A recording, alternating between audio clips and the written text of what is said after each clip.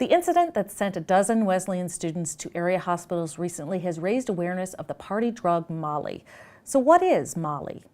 It is a form of an amphetamine and stimulant, which also has hallucinogenic properties. In addition to the amphetamine ingredient, batches of illegally produced Molly are often mixed with other substances, such as stimulants or opioids.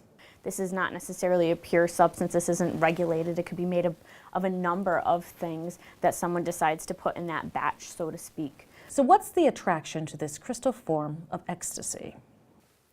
The attraction is it gives you energy, it makes you feel good, and it can make you feel connected to other people around you.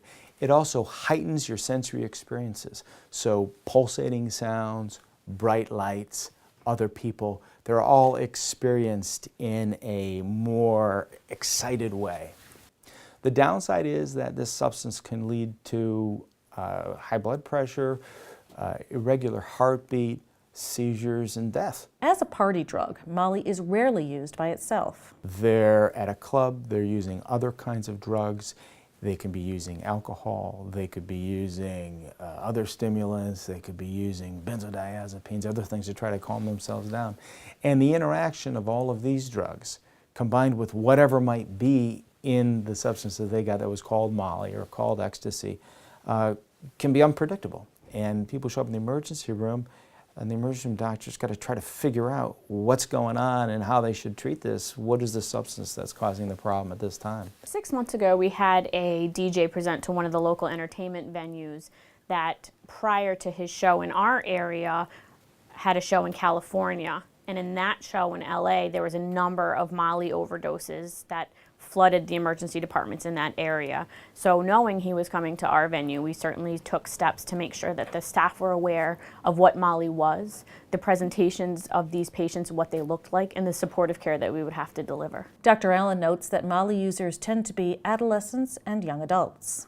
This substance tends to be used most frequently in a younger age group, a group that goes out clubbing. So young adults, college age, kids, maybe older adolescents. To be honest, we're always on alert for this, for Molly, for other substances that are in our community, and for things that may or may not be familiar to the generalized public.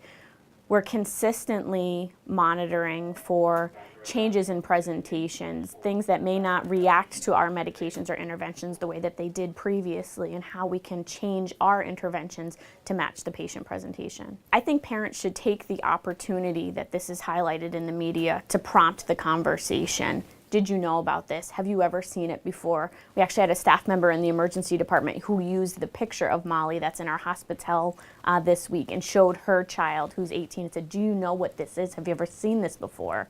And he had not. So I think that was a great example of her utilizing the popularity of it at that moment and prompting the conversations to talk about the side effects, the risks, the potential that that one decision could have on a lifetime of events. Molly is not a safe drug. Molly is a very dangerous drug. It could potentially lead to severe damage to your organs, like your kidney and your heart. It can damage your brain, and that damage can be irreversible. And in many cases, it has led to death. For more information on drug treatment and prevention, visit our website.